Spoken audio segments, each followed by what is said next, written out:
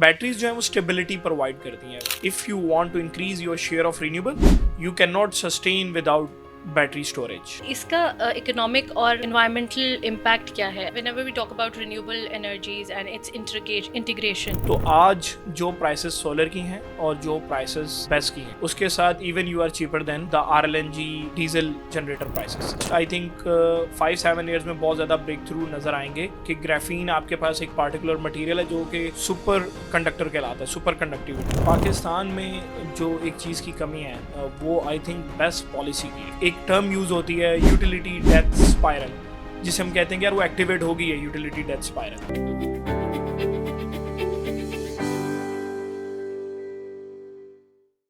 Assalamu alaikum and hello everyone. I'm Ariba Mazhar. Welcome to an insightful episode of Amped Up powered by ENA. Recently, I was going through the top trends of 2025 and something stood out for me. And it perfectly aligns with ENA's vision, and that is sustainable living. It is quite a hot topic today, nowadays, and for a good reason. The world is becoming more and more aware of why it is important to upgrade the way we live and think about power. So, today, let's break it down. Let's find out and explore what's the buzz around the word sustainability and why renewables are the talk of the town. To explore more about it, today we have a guest who's deeply invested in the field of sustainability and its implementation in Pakistan. With a rise in energy demand, grid challenges, and the global push to green energy, his work is commendable and worth discussing. So, without further ado, I would like to welcome Mr. Abu Bakr Ismail. Assalamu alaikum, sir. Walaikum salam. I'm good. Thank you for taking out time for us. Thank you for the invitation. So today we are going to talk about sustainability and renewable energy resources. But before we dive into it, I would like you to share a bit about your background in energy sector and what inspired you to pursue a career in power systems engineering. Yeah, so basically it's almost more than 15 years in this whole sector. I have started my career from power and energy side, and obviously I think when you started in your university, you are taking your field. उस time शायद इतना idea नहीं होता कि which field to pursue, because you didn't बिल्कुल. have that vision at that time, at that such age. So I just opted electrical. I don't know that how things will work in future, but it's a good, very good experience. So I started my career in whole power sector with the utilities and even some MNCs, Siemens, GE. I have part of K Electric as well, NTDC. So Okay. I have seen all generation, transmission, and distribution side completely, and then I have shifted to the industry. So then my career take a little bit shift towards renewable energy and sustainability. So, since last 6 years almost, so I am particularly working on renewable and sustainability side. Okay, great. But this concept is relatively new for Pakistan, but not for the world. So Pakistan थोड़ा सा देर में catch up करता है तो world से. But why is it now so crucial for Pakistan to adopt these practices, sustainability and renewable energy? Would you like to shed some light on it? And if there are any measures that can accelerate the transition? I think the all discussion is centered around the word climate change, because जब तक आपको climate change का एहसास नहीं था तो आपको sustainability की तरफ आपका फोकस भी नहीं Focus था. भी नहीं. मतलब बाय डेफिनेशन, अगर मैं just for the sake of general understanding of audience, कि सस्टेनेबिलिटी का एक आसान सी डेफिनेशन जो है वो ये है कि आज जितनी भी रिसोर्सेज अवेलेबल हैं and we have to use it like के वो फ्यूचर की जनरेशन के लिए वो ख़राब ना हो, वो बच जाएं. मतलब if I am using water, if I am using any renewable energy और फॉसिल फ्यूल्स और एनीथिंग, सो मुझे इस तरह यूज़ करना है कि मैं उसको ख़राब ना कर दूँ आने वाली फ्यूचर, जो कि हम कर रहे हैं. जो कि वी नो कि यार स्पेशली इन पाकिस्तान हमें ये सब बहुत ज़्यादा एहसास शायद तब होने लगा है from last I think 5 to 7 years, जब हमने फ्लड्स देखे हैं, जब हमने लाहौर स्पेशली इन डिस्कशन के स्मॉग है और सांस के इश्यूज़ आ रहे हैं वगैरह वगैरह.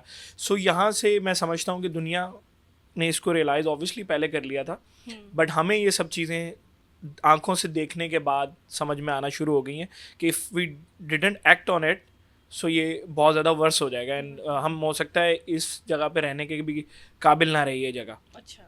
तो इसलिए पाकिस्तान के लिए बहुत इंपॉर्टेंट है। सेकेंडली ये कि मैं ये समझता हूँ बीइंग अ डेवलपिंग कंट्री और डेवलप्ड कंट्री में ये भी एक डिफरेंस है कि डेवलप्ड कंट्रीज़ जो हैं वो कई रिसोर्सेज को ऑलरेडी यूज़ कर चुके हैं। मतलब in the world is hold, it's a share world. मतलब मैं कुछ आइसोलेशन में नहीं कर रहा, अगर मैं कुछ भी यूज़ कर रहा हूँ तो पूरी दुनिया पे इफेक्ट आ रहा है उसका।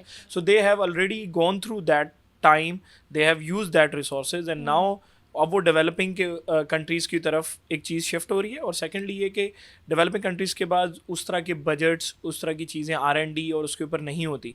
सो वंस जो अभी आपने बोला कि रिन्यूएबल एनर्जी का भी जो बज़ है मेरा ख्याल है वो इस तरह आया है कि अगर आज से 10-15 साल पहले the prices are very expensive, मतलब developing countries we can not afford it, but फिर जो एक क्रैश आया है प्राइसेस में और टेक्नोलॉजी मैच्योर हो गई है, सो उसके बाद जो है वो आप देख रहे हैं कि हमारे यहाँ पे भी वो कितना ज़्यादा हमें नज़र आ रहा है कॉमनली सोलर को लेके, बाकी चीज़ों को लेके हम काफ़ी ज़्यादा इसे अडेप्टेबल हो गए। ओके, और any measures that can help Pakistan to accelerate this transition जल्दी, मतलब हम अगर 10 साल लग रहे हैं तो थोड़े 7-8 साल लग जाएं इस ट्रांजिशन में, अगर मैं ऐसा कुछ है जो क्योंकि ओवरऑल अगर आप बात करें तो energy is only the one component. Means energy में मुझे ऐसा लग रहा है कि वो ट्रांजिशन इंडिविजुअल लेवल पे ऑलरेडी आ गया है। मतलब if we see the news that we have imported 20 gigawatts of solar and we have installed so much, और रेजिडेंशियल में उसकी जो प्राइसेस चीप हैं, तो उससे एक इम्पैक्ट आना था ना, वो तो एक हमें नज़र आ रहा है इंडिविजुअल लेवल पे। But if we want to discuss sustainability as a whole concept, so we need lot of policy changes के जो इवन आप सिर्फ एयर क्वालिटी को लेके अगर हम देख लें, जो हम बात कर रहे हैं तो एयर क्वालिटी को लेके, और एग्रीकल्चर में अगर हम सस्टेनेबल एग्रीकल्चर की बात कर लें, या आज तक जो फ्लड्स आए हैं उसकी रिहैबिलिटेशन हमने क्या की, या फ्यूचर में हम उसको कैसे अडेप्टेबल करेंगे, क्योंकि अब जो चेंज होना था वो तो हो गया है, तो उसको हम कैसे अडेप्टेशन के ऊपर क्या काम करेंगे, इन सब में बहुत बड़ा गैप है। सो आई थिंक जो पाकिस्तान को नेक्स्ट स्टेप जो बहुत ज़्यादा चाहिए वो ये कि पॉलिसी और गवर्नमेंट लेवल पे चाहिए। इंडिविजुअल आप अपने लिए कुछ ना कुछ ज़रूर कर लेते हैं, बट आप एज अ होल कंट्री आपका शायद वो इन्फ्लुएंस नहीं क्रिएट हो सकता। सो एज अ सस्टेनेबल हमें एक होल पिक्चर चाहिए other than the energy as well, और एनर्जी में भी कुछ स्टेप्स हैं और आई थिंक वो हम साथ साथ डिस्कस करते जाएंगे आगे आगे। ओके, सो जब भी हम whenever we talk about renewable energies and its integration, so an efficient energy storage system is required. So at residential areas, like you said, that we rely on batteries and inverters. What is how large scale setups like businesses, industrial and commercial buildings, how can they overcome this problem, this challenge of having a storage system? So with respect to first we discuss about battery, I think we have to discuss about the challenges with the renewable energy. We want the increased penetration, but there are some challenges with renewable energy. That the first thing is they are intermittent, and they also need some you can say space, lot of space, especially solar, wind. We need special corridors where there is enough wind. So there are some challenges with it. So जैसे जैसे हम इसको add करना शुरू करते हैं, so the whole if I attached with the whole grid infrastructure or power infrastructure, we commonly say national grid, जिससे पूरा पाकिस्तान अटैच है, या इन जनरली भी होल वर्ल्ड में ऐसा ही है कि हर एक मुल्क का एक अपना नेशनल ग्रिड होता है जिससे वो पूरी अपनी कंट्री को सप्लाई दे रहे होते हैं। तो उस नेशनल ग्रिड की कुछ स्टेबिलिटीज़ होती हैं, मतलब it's may be it's little bit difficult for a common audience, but we need stability of frequency, we need stability of voltage. हमने कॉमनली पता है यार वो वोल्टेज ज़्यादा कम हो गया, हमारे घर की अप्लायंसेस ख़राब हो गई, ये बड़ा एक कॉमन सा। तो we need stability of all these things, we say it power quality. So अगर आपके पास इंटरमीडिएंट रिसोर्सेज ज़्यादा हैं तो पावर क्वालिटी रिड्यूस हो जाती है। To overcome that we need storage. To overcome that we need storage. So यहाँ से अगर आप, अभी मैं पाकिस्तान के अलावा बात करूँ, क्योंकि अभी हमने डिस्कशन की कि डेवलपिंग कंट्रीज़ थोड़ा सा हम अडॉप्ट कर रहे होते हैं डेवलप कंट्रीज़ को, तो डेवलप कंट्रीज़ में ये सारे काम हो चुके हैं।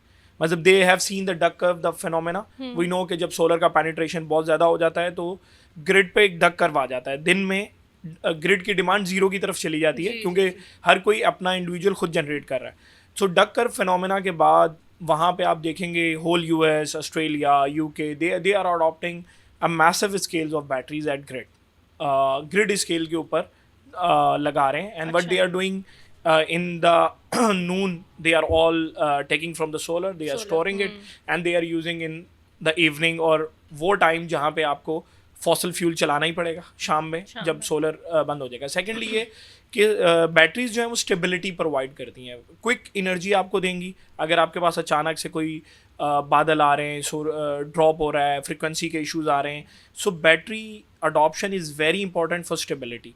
सो now I come to the particular question about commercial and industrial. जी.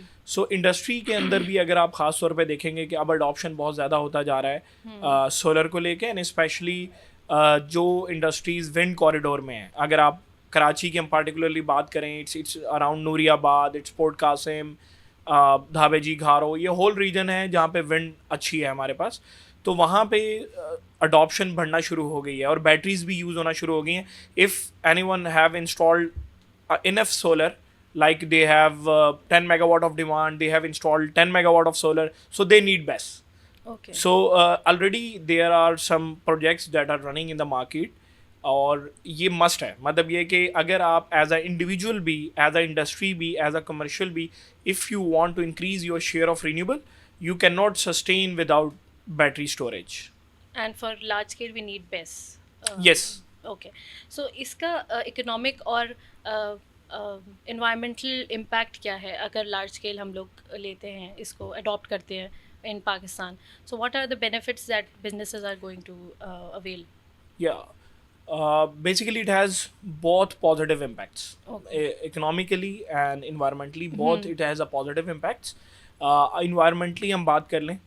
So, one thing we have discussed, if we want to use electricity, we need 24/7, and the majority solar is available in the day. सो मैं क्या कर, अभी normal routine हमारी क्या है कि दिन में हमारे पास जो मिक्सचर ऑफ पावर प्लांट्स होता है, मतलब नेशनल ग्रिड में एक मिक्स है जिसमें आपके पास कुछ हाइड्रल है, कुछ सोलर है, कुछ विंड है, and we have nuclear, we have thermal, RLNG, diesel, etcetera. So दिन में तो आपके पास एक certain amount of energy solar से आ रही है, but once you are reaching evening, और फिर आपके पास मगरिब से ऑलमोस्ट रात के 12-1 बजे तक पीक होता है, अच्छी खासा एनर्जी यूज़ होती है. उसके बाद ऑब्वियसली के स्लिप टाइम आ रहा है तो डाउन हो जाएगी एनर्जी. तो ख़ास तौर पे उन 6 hours, almost 6 hours, you need lot of fossil fuel energy.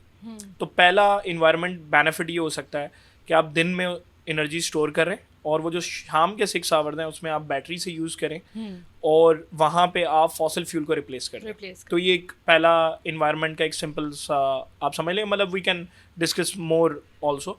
And second, अगर हम डिस्कस करें विद रिस्पेक्ट टू इकोनॉमिक्स, तो आज जो प्राइसेस सोलर की हैं और जो प्राइसेस बेस की हैं, उसके साथ even you are cheaper than the RLNG and diesel generator prices. Means most commonly अगर आप सोलर, वी नो कि सोलर से एक average price 12 to 15 rupees per unit आ रही है, एक एवरेज. और अगर आप बैटरी में स्टोर करके भी यूज़ करें तो it's around 30-35 rupees per unit. So 35 rupees per unit versus if you are running on diesel and running on HFO, it's very expensive. So economically it's also viable, and some industries are planning like this. They are only shifting 4 hours of the grid with the battery. If you know the tariff of grid we are paying, most commonly हमारे पास जो tariff है वो TOU tariff कहलाता है, time of use. If we are customer of Discos और K Electric, और so उसमें 20 hours एक tariff थोड़ा सा low होता है, और peak के जो 4 hours हैं वो expensive होता है. तो वो 4 hours के लिए specially batteries use कर लेते हैं, और घरों में भी ये trend start हो गया है. So this is the economical benefits as well. So what are the emerging trends in sustainability solutions that you find them very promising and you are excited about them? So would you like to share? Yes, I think all sustainability thing is started from your measurements of you can say carbon footprints, your usage.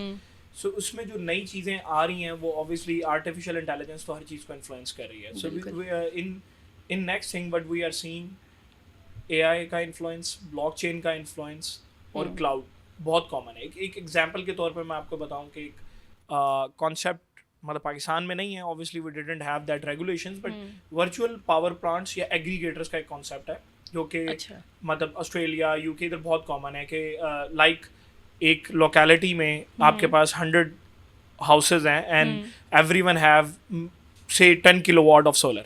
So if we aggregate them, they are like a big power plant. Okay. Means 10 kilowatt multiplied by 100, like they are like 1 megawatt. So they can act like a 1 megawatt virtual power plant.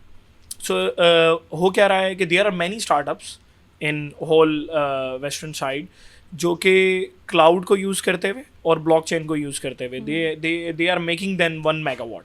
Means हर चीज़ live है, you can not have to do anything. जो electrons आ रहे हैं everything blockchain के through record हो रही है. आपस में लड़ाई की ज़रूरत नहीं है कि मैंने कितने इलेक्ट्रॉन्स दिए हैं या नहीं दिए. सो ब्लॉकचेन वी नो कि यार उस टेक्नोलॉजी में आपके पास सब चीज़ें काउंट हो रही हैं, कहाँ से ओरिजिन है, किधर आ रहा है, कौन यूज़ कर रहा है. और उसमें फिर आप एक यूटिलिटी को जाके से आप यहाँ पे केई को डिस्कूस को जाके कहते हैं कि I have 1 megawatt portfolio, I have 10 megawatt portfolio, but these all are in smaller chunks, but you are act like a 10 megawatt plant. और आप उनको कहते हैं कि बाय फ्रॉम मी, और उस पर आप डिफरेंट तरह के एंगल्स हैं जो हम बात कर रहे थे. इवन इसमें बेस भी इंक्लूडेड है कि अगर मेरे पास बेस है तो मैं उनके ये कह सकता हूँ कि मैं शाम में दे सकता हूँ. मैं आपको ग्रिड स्टेबिलिटी के लिए सिर्फ एनर्जी दे सकता हूँ. मतलब अचानक से आपका कोई प्रॉब्लम आ रहा है ग्रिड पे और आप मुझसे ले रहे हैं, मतलब इसको एंसिलरी सर्विसेज कहते हैं इन टेक्निकल टर्म. सो मैं वो दे सकता हूँ. तो ये कुछ इमर्जिंग चीज़ें जो मैं समझता हूँ कि ग्रिड की स्टेबिलिटी के लिए लाजमी है और पाकिस्तान को भी किसी टाइम के बाद जाके अडॉप्ट करनी पड़ेंगी. बट इसके अंदर सारी वही टेक्नोलॉजीज़ हैं, ब्लॉकचेन, क्लाउड, एआई, इन सब की हेल्प से ही ये सब कुछ पॉसिबल हो रहा है. प्लस ये कि एक तो इसी तरह सस्टेनेबिलिटी में जो मेजरमेंट की मैं बात कर रहा हूँ कि अगर मुझे ऑडिट करना है, अगर मुझे अपना फुटप्रिंट मेजर करना है, अब ये सब चीज़ें भी ऑटोमेशन की तरफ हैं कि आपका डेटा, जैसे हमें we know SAP, ERP and all the stuff, तो अब इनके भी सॉफ्टवेयर लिंक हो गए ERP के साथ, हर चीज़ तो ऑटोमेटिकली आपकी चीज़ें कैलकुलेट हो रही हैं. पता लग रहा है कि यार आज आप कहाँ खड़े हुए हैं, how to reduce your footprint etcetera. और कुछ फिजिकल टेक्नोलॉजीज़ हैं जो कि जिनको लेके आगे जाके जो हमें लगता है कि बहुत सी चीज़ें चेंज हो सकती हैं. लाइक फ्यूल्स हैं, फ्यूल्स में बायोफ्यूल्स पे बहुत काम हो रहा है. वी नो कि एविएशन में सस्टेनेबल एविएशन फ्यूल का एक कॉन्सेप्ट है, उस पर बहुत काम हो रहा है. अगर मैं बिजली को हम ले लें, particularly renewable energy, so we there are specially in solar. अभी आप देखेंगे एक सोलर की एवरेज एफिशिएंसी 22-24% की एक सोलर जो आप प्लेट यूज़ कर रहे हैं, सो उसके अंदर लैब के अंदर they have achieve 35% 40% efficiencies. So वो may be in next 3 years 5 years we can see कि यार उसकी कमर्शियल वो उसको क्रैक कर लेते हैं प्राइसेस को. तो जिस एरिया में अगर आपकी फॉर एग्जांपल इस ऑफिस बिल्डिंग के ऊपर 40 किलोवाट लगा हुआ है या 30 किलोवाट लगा हुआ है, तो वो डबल हो जाएगा. सो एक ही जगह से आप एक डबल एनर्जी एक्सट्रैक्ट करेंगे. तो इसके ऊपर बहुत ज़्यादा काम हो रहा है कि इस तरह की चीज़ें. फिर हाइड्रोजन को लेके काम हो रहा है, मतलब ग्रीन हाइड्रोजन का कॉन्सेप्ट है. तो आई थिंक बहुत ज़्यादा काम हो रहा है स्टोरेज साइड पे भी और रिन्यूएबल इलेक्ट्रिसिटी को बहुत ज़्यादा से ज़्यादा इस्तेमाल करने की साइड पे भी. तो इसमें ये कि हमें नेक्स्ट आई थिंक 5-7 years में बहुत ज़्यादा ब्रेक थ्रू नज़र आएंगे. और कार्बन कैप्चर टेक्नोलॉजी भी एक ऐसी है जो मैं समझता हूँ कि जो कि लाहौर के लिए शायद हमें चाहिए हो कि आप एयर क्लीनिंग के लिए और डायरेक्ट कार्बन को कैप्चर करें अपने इन्वायरमेंट से, तभी आप उसको कम कर सकते हैं. मतलब you can not sustain only with the you can say plantation या मैं दरख्त लगा दूंगा तो उससे अब कम हो जाएगा, नहीं. You have to particularly remove it as well. तो आपको दोनों तरह के सोल्यूशंस चाहिए, नेचुरल भी और टेक्नोलॉजिकल भी. ओके, सो बेस्ट की जो टेक्नोलॉजी है, can you explain that a bit? उसमें क्या इनोवेशन है या क्या नई टेक्नोलॉजी है? बेस्ट को लेके हम एक चीज़ तो हमने देखी है कॉमनली अपने अभी लाइफ टाइम में कि हम मोस्ट कॉमनली हमारे यहाँ पाकिस्तान में तो यूपीएस बहुत यूज़ होते थे और फिर उसके बाद सोलर आ गया. तो फिर लेड एसिड के साथ मोस्ट कॉमनली हम बैटरीज यूज़ करते थे. और देन लिथियम आयन आ गई, लिथियम फॉस्फेट, और उसमें अब जो इस टाइम जिसे कहते हैं कि चीपेस्ट अवेलेबल और जिसकी प्राइसेस अब लोवेस्ट हो गई वो लिथियम है और हम मोस्ट कॉमनली यूज़ कर रहे हैं. और मेजर जो इशू होता है इसमें सारा एनर्जी डेंसिटी का होता है और ऑब्वियसली एफिशिएंसी का, कि आप कितने स्मॉलर साइज़ में कितनी ज़्यादा इलेक्ट्रिसिटी स्टोर कर सकते हैं और कितनी जल्दी उसे एक्सट्रैक्ट कर सकते हैं. सो इसके अंदर भी बहुत ज़्यादा टेक्नोलॉजीज़ के ऊपर काम हो रहा है, जिनमें से एक ग्राफीन है. कि ग्राफीन आपके पास एक पार्टिकुलर मटेरियल है जो कि सुपर कंडक्टर कहलाता है, super conductivity. So already market में अवेलेबल है बेस्ट जो कि ग्राफीन टेक्नोलॉजी और लिथियम को मिक्स करके बनाई जा रही हैं. बट ऑब्वियसली वो थोड़ी सी एक्सपेंसिव है बिकॉज उनकी एफिशिएंसी बहुत बेहतर है और उनकी जिसे कहते हैं कि एनर्जी डेंसिटी बेहतर है, बट ये कि व्हाट आई एम सीइंग कि जिस तरीके से R&D हो रही है और चीज़ें आगे बढ़ रही हैं, तो हमें इन टेक्नोलॉजीज़ के अंदर भी प्राइस ब्रेक थ्रू नज़र आएंगे, क्योंकि जो एग्जिस्टिंग टेक्नोलॉजीज़ हैं उसमें हर वक्त इंप्रूवमेंट की गुंजाइश है। जैसे कि अभी रिसेंटली कुछ फायर के हमने वाक़यात भी देखे, मतलब एक बड़ा कॉमन कनाडा में अभी हुआ है, बहुत ज़्यादा सोशल मीडिया पे था कि जो आपके पास एक लार्ज यूटिलिटी स्केल पे बैटरीज थी लिथियम, उसमें एक फायर का इंसिडेंट हो गया था। So we need more safer technologies. So उसमें मैं समझता हूँ कि ये ब्रेक थ्रू है जो आगे जाके हमें शायद नज़र आएगा, जो कि मतलब चीपर होने की वजह से। बट आज जिनके जहाँ पे जिसे कहते हैं सोफिस्टिकेटेड जहाँ पे इश्यूज़ हैं, तो वो इन टेक्नोलॉजीज़ को आज भी यूज़ कर रहे हैं। Pakistan is relatively a blue ocean market for renewables and sustainability. तो अगर बेस्ट अभी यहाँ पे, क्योंकि it's becoming people are becoming more aware about it, so what is going to be the future in terms of growth and impact in the society in Pakistan? Pakistan में जो एक चीज़ की कमी है वो आई थिंक बेस्ट पॉलिसी की है। जैसे मैंने अभी आपको बताया कि if we want as if like I am a government, I own power ministry, energy ministry, and even I own 10 discos. Means the majority of the whole power sector is owned by government of Pakistan. सिर्फ एक के electric और कुछ IPPs वगैरह private है, बाकी तो and I want to see this sector sustainable, जो कि ऑलरेडी एक टर्म यूज़ होती है यूटिलिटी डेथ स्पायरल, जिसे हम कहते हैं कि यार वो एक्टिवेट हो गई है यूटिलिटी डेथ स्पायरल। अच्छा। कि अगर हर इंडिविजुअल अपने घर पे अपना सोलर लगाएगा और अपनी बैटरी लगाएगा, so they will in future means at the moment they are not using your utilities, and in future में भी दे विल डिस्कनेक्ट कि यार मैं अपना खुद ही इस्तेमाल कर लेता हूँ। सो आपको आज ऐसी पॉलिसीज़ चाहिए ताकि ये एक लॉन्गर रन में ये सब कुछ चल सके। तो उसके अंदर बेस्ट पॉलिसी मिसिंग है, but what I am seeing कि आपको ग्रिड लेवल पे बेस्ट यूटिलिटी स्केल पे लगाने पड़ेंगे, एल्स आप इस सेक्टर को सस्टेन नहीं कर सकते, क्योंकि जितने रिन्यूएबल्स पेनिट्रेट हो रहे हैं ऑलरेडी प्रॉब्लम आना शुरू हो गए हैं एंड आपका सिस्टम कोलैप्स कर जाएगा। So once best policy came up, तो उसमें मुझे लगता है कि देयर आर चांसेस लाइक हमें वी सी के IPPs लग रहे हैं बहुत डिफरेंट, तो IPPs की तरह इंडिपेंडेंट स्टोरेज प्रोवाइडर्स भी लगेंगे पाकिस्तान में, जो कि ह्यूज लेवल की बैटरीज लगा के ग्रिड को स्टेबिलिटी प्रोवाइड करेंगे। सेकेंडली ये कि कमर्शियल लेवल पे और इंडस्ट्रियल में तो मैं समझ रहा हूँ कि ऑलरेडी ब्रेक थ्रू एक लेवल का आ गया, बिकॉज उसके अंदर we have seen 8 megawatt hour, 10 megawatt hour, 4 megawatt hour like batteries install हो रही हैं। तो नेक्स्ट ईयर का ट्रेंड मुझे काफ़ी अच्छा नज़र आ रहा है कि आपको इंडस्ट्रियल साइड पे तो एक अच्छा सेल नज़र आएंगी उनके रिन्यूएबल्स को स्टेबल करने के उस पर, और बट जो यूटिलिटी साइड है उस पर मुझे लगता है ज़रा सा गैप है, जो मे बी हमें 1 साल लगे, 2 साल लगे, बट अचानक से एक रैंप नज़र आएगी जैसे हमें सोलर में नज़र आई है। ओके, जनरली हमारी सोसाइटी, आप क्या समझते हैं that it is important to aware the society also about carbon consciousness? So what do you think, how can we as individuals become more carbon conscious and कि हमारा कितना फुटप्रिंट है? एक अगर इंडिविजुअल भी अपने आप को असेस करे तो आई थिंक इस इतना बड़े कॉज के लिए if you want to change the society, so हर लेवल पे एजुकेशन की ज़रूरत है। तो what do you want to add to it? इसमें मतलब 2 एलिमेंट्स हैं, एक तो बिल्कुल एजुकेशन है और सेल्फ रियलाइजेशन है कि अगर मैं खुद हर इंडिविजुअल अपन समझूं कि यार ऑब्वियसली कि हमारे जो नेक्स्ट जनरेशन्स हैं और मुझे उनके लिए, जैसे हमने स्टार्ट में बात की कि यहाँ पे कुछ छोड़ के जाना है इस दुनिया को कि अपनी ओरिजिनल कंडीशन में रहे, तो अगर वो रियलाइजेशन के लिए ऑब्वियसली हमें लोगों को बताना पड़ेगा, लोगों को एजुकेट करना पड़ेगा। अब कुछ वो लोग हैं जो कि जिनके साथ एग्जैक्टली ये सब हो गया है, मतलब तो उनको तो ये नज़र आ गया है, लाइक हम फ्लड्स की बात कर रहे थे, जिनके घर जिसे हम कह रहे हैं कि डैमेज हो गए,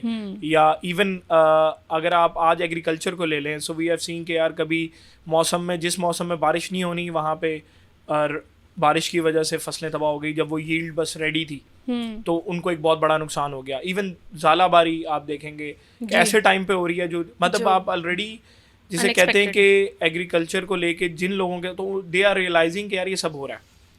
अब कुछ लोग ऐसे हैं जो कि मतलब जिसे कहते हैं कि रोज़ की रूटीन लाइफ में हम समझ रहे हैं कि हम एक रूटीन लाइफ में हैं, तो एज अ इंडिविजुअल बहुत कम लोग होंगे, आप एजुकेशन के बाद, मतलब ये मेरी लर्निंग है कि जो कि इस चीज़ को रियलाइज़ करके उसको थोड़ा बहुत तो कोशिश करेंगे, बट वंस वो पॉलिसी से डिक्टेट होती है और उस पर जिसे कहते हैं कि प्राइस टैग आ जाता है, तो आप खुद ही उसको यूज़ करना कम, मतलब फॉर एग्जांपल आप कराची वालों के लिए तो पानी को ले लें आप वंस हम जब खुद वी नो के यार टैंकर्स और ये सब है यहाँ सब चल रहा है, सो आप खुद अपनी जेब पैसों से वो चीज़ डलवा रहे हैं ना, सो यू आर कॉन्शियस कि यार नॉर्मल इस्तेमाल करें, कम इस्तेमाल करें, बट वंस यही चीज़ जहाँ पे अंडरग्राउंड वाटर यूज़ हो रहा है, वहाँ मोटर्स चल रही हैं, लोगों को कोई फ़र्क नहीं पड़ा, बिल्कुल। तो एज अ बिहेवियर जो है ना वो मुझे लगता है कि कहीं पे प्राइस और कहीं पे पॉलिसी डिक्टेशन मासेस के लिए इंपॉर्टेंट होती है, क्योंकि अगर आपने मासेस का बिहेवियर चेंज करना है ना, so it has to be, मतलब लाइक अगर हम सुनते हैं कि मतलब चाइना में इसी तरह स्मोक हुआ करती थी, बीजिंग बहुत ज़्यादा पोल्यूशन होती थी बीजिंग में, तो वहाँ पे हमने मतलब देखा तो नहीं है बट वी हैव लिसन्ड कि they have make one policy के एक दिन ओड नंबर प्लेट्स की गाड़ियाँ आएंगी और एक दिन इवन नंबर प्लेट्स होता है वहाँ, तो अब कुछ by policy design they have force कि यार ये चीज़ें बेहतर हों, तो मुझे ये लगता है कि education is obviously most important, और इवन स्कूल लेवल पे हमें बच्चों को इस तरह की एजुकेशन देनी चाहिए, जैसे आई हैव सीन समथिंग जिसमें स्कूल में जाके some NGOs they are making some activities on recycling, कि बच्चों को अभी से आप ये चीज़ें सिखाएं, बताएं कि यार रीयूज, रिसाइकल और इस तरह की चीज़ों को, तो वो आप इस तरह के बिहेवियर शिफ्ट्स बच्चों में बचपन से ला सकते हैं, शुरू से कम यूजेज के ऊपर जो हम बात कर रहे हैं इन सब के ऊपर। और अगर मैं समझूं कि बीइंग अ मुस्लिम हमें तो ये सारी डायरेक्शंस हमारे रिलीजन से भी मिल रही हैं, मतलब पानी को इस्तेमाल करना और रिसोर्सेज को इस्तेमाल करना, वेस्ट ना करना, ये डायरेक्शंस वहाँ से भी हैं, बट कहीं ना कहीं जिसे कहते हैं कि वो शायद गुम हो गई हैं वो चीज़ें वो दोबारा से लोगों को रियलाइज कराने की जरूरत आई थिंक बहुत इंपॉर्टेंट है। तो दोनों एंगल्स पे काम होना चाहिए, एजुकेशन पे भी और आपके पास पॉलिसी बाय डिज़ाइन भी लोगों को मासेस का बिहेवियर चेंज करने की जरूरत है। Definitely. Achha, what is one sustainability practice that you have incorporated and you think कि हम भी वो आसानी से अडॉप्ट कर सकते हैं, तो अगर आप कोई ऐसी प्रैक्टिस शेयर करें जो आप खुद करते हो प्रैक्टिस? जो most I think the first thing जो कि शायद और भी बहुत से लोग कर रहे हैं वो ये है कि लेस पेपर यूजेज, मतलब पहले बहुत ज़्यादा हम हर चीज़ एक ट्रेंड था कि यार प्रिंट ले रहे हैं, बुक्स बना रहे हैं, तो अब वो मैक्सिमम ये होता है कि ऑनलाइन आप पढ़ें या आपके पास बुक्स हैं, चीज़ें हैं, तो आप पेपर को कम से कम यूज़ करें। पेपर यूजेज और इसी तरह टिशू का यूजेज, ये सब चीज़ें अल्टीमेटली इसमें बहुत ज़्यादा वाटर और फिर पीछे वी नो के फॉरेस्ट कट रहे हैं इन सब कामों के लिए, तो ये एक बिहेवियर है जो कि मेरा ख्याल है कि हो सकता है एज अ इंडिविजुअल ये है, बट मैं थोड़ा सा बस एक दो चीज़ें और ऐड कर दूं इसमें कि अगर मैं इंडिविजुअल हाउस होल्ड की बात करूं तो उसके अंदर मेरा ख्याल है कि एक फोकस जो आप, बल्कि दो फोकस बिजली को लेके जो आप कर सकते हैं वो ये है कि एक तो आप अप्लाइंसेस जो है एनर्जी एफिशिएंट लगाएं, जैसे कि जिसमें से मोस्ट कॉमनली हमारे पास जो चीज़ अभी भी चेंज होने वाली है वो फैंस है, बहुत लोग कर चुके हैं, बट ये कि जैसे हमारे एक लाइट्स को लेके तो आ चुका है ये सब कुछ कि हमने वो देखा है कि यार पहले वो येलो बल्ब्स थे और फिर वो हाँ फिर वो कन्वर्ट होते होते अब LED पे आ गए, तो इस तरह फैंस हैं, इसी तरह आपकी हर अप्लायंस फ्रिज AC वगैरह सब लोग एफिशिएंट, तो कोशिश करें कि अगर थोड़ी सी प्राइस ज़रा सी ज़्यादा है बट अगर आप मतलब मोस्ट कॉमन लोगों को असल में उसके पे बैक का ROI का अंदाज़ा नहीं होता कि अगर मेरे यूनिट्स कितने लग रहे हैं, या मतलब कोई एजुकेट भी नहीं करता। बहुत से मिथ्स भी इसके अराउंड हैं सोसाइटी में कि इनकी मेंटेनेंस बहुत महंगी है, उनकी वो रिपेयर नहीं होते, इस तरह की चीज़ें भी लोगों को रिस्ट्रिक्ट करती हैं। तो अप्लायंसेस मेरा ख्याल है कि आप चेंज करें, और दूसरा वही के जो स्विचिंग बिहेवियर है कि लाइट ऑफ ऑन, इसको वो तो खैर मेरा ख्याल है काफ़ी हद तक बिजली की प्राइसेस ने लोगों को ऑटोमेटिकली करा दिया है कि इतनी प्राइसेस हैं कि आपका ये बिहेवियर, जिसे मैं अभी कह रहा था बाय डिज़ाइन कि वो इतनी है प्राइसेस और बिल्स को देख के लोग खुद भी कॉन्शियस हो गए, बट ये छोटी छोटी चीज़ें जो मेरा ख्याल है कि इसको बेहतर कर सकती हैं। And if you can give one advice to businesses that want to embrace sustainability, so what would that? अभी वो जर्नी शुरू कर रहे हैं, they're taking that step. हाँ, मेरा ख्याल है अब एक पॉइंट तो ये है कि sustainability is no more a choice, कि यार अब मैं सोचूंगा इस बारे में, it's like a competitive advantage कि जो भी आज सस्टेनेबिलिटी के ऊपर कोई ऐसा काम कर रहा है, sustainability is not a word basically. अगर आप देखें, मैं एक एग्जांपल मतलब आप इसको यूँ देख सकते हैं कि कोई भी Lifestyle प्रोडक्ट है आप पूरा। बना रहे हैं, मतलब अगर मैं एज अ बिजनेस आपको बात करूं तो उसमें प्रोसेसेस चेंज हो रहे हैं, एफिशिएंट करने की कोशिश की जा रही है, मटेरियल्स को चेंज करने की कोशिश की जा रही है।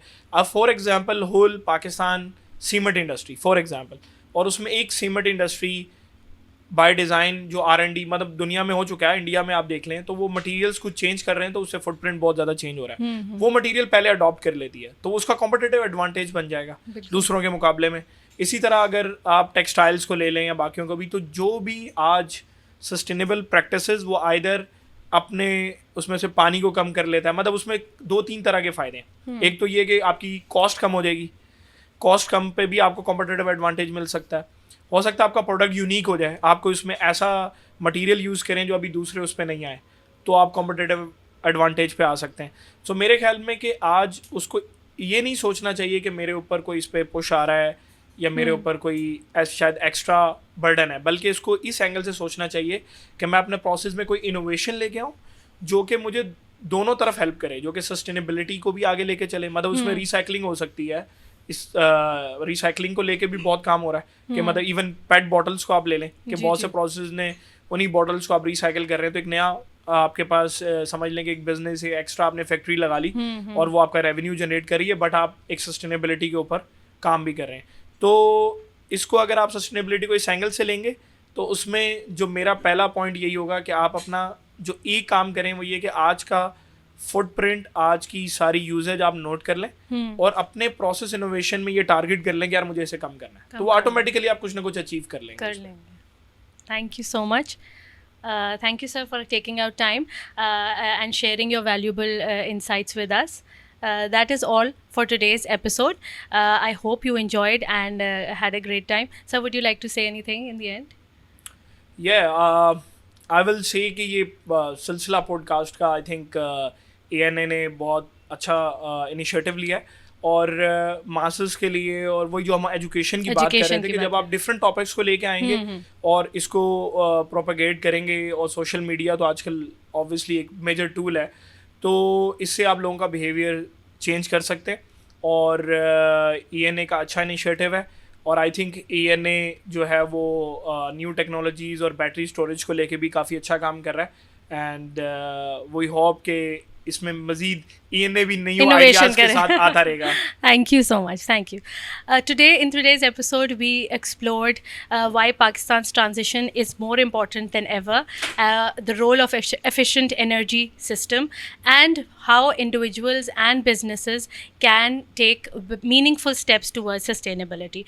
One thing is clear, that green energy is not just the future, it is the present, and the time to act is now. So for more discussions on energy, technology and innovation, stay tuned, and if you like the episode, give a thumbs up and subscribe to our channel. This is all for today. Thank you. Allah Hafiz.